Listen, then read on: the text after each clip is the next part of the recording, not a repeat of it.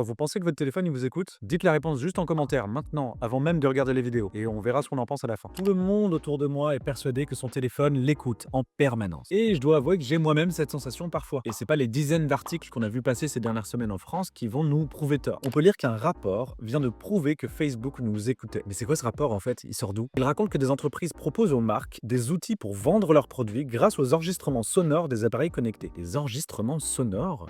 Qu'est-ce que c'est que ça? Alors certains sautent sur l'occasion pour dire ah ça y est, c'est la preuve de l'espionnage, et d'autres disent que ce rapport c'est du bullshit. Mais pourquoi ça? Sur un autre site de tech, on découvre un autre article où l'entreprise admet qu'elle a un peu déformé la réalité. Elle admet elle-même qu'elle n'a récupéré que des données sonores anonymisées en conformité avec les conditions générales des applications concernées. Donc en gros, ils ont eu accès à certaines questions-réponses via certaines applications dans certaines conversations. C'est extrêmement localisé et impossible d'écouter une conversation privée. Si vous dites OK Google ou dis Siri, la suite peut éventuellement être enregistrée et partagée aux entreprises, mais on n'a aucunement la possibilité d'écouter une conversation privée. Non, personne n'a écouté la conversation privée avec votre maman ou avec vos potes sur le canapé l'autre jour. Croire ça, c'est aussi mal connaître la technologie qu'on a dans les mains. Je vous explique. Sur un téléphone actuel, quand on veut utiliser le micro, il se passe deux choses. Un, l'application vous demande si elle a le droit d'autoriser le micro. La plupart du temps, vous verrez passer un petit encart disant est-ce qu'on peut utiliser le micro pour cette application s'il vous plaît, s'il vous plaît. Deux, sur iOS et Android, quand le micro est utilisé, c'est indiqué par une petite pastille orange en haut de votre écran. C'est une contrainte matérielle, ça ne peut pas être désactivé par une appli. Donc l'idée que les smartphones nous écoutent en permanence, ça commence à devenir un peu compliqué. Mais c'est pas tout. Parce qu'imaginons, une entreprise arrive à contourner le système de la pastille orange qui indique quand le micro est utilisé et à masquer son activité réseau de l'envoi de données à la maison mère. Ça veut dire que quotidiennement, la maison mère, elle reçoit des centaines, des milliers, des millions d'heures d'enregistrement quotidien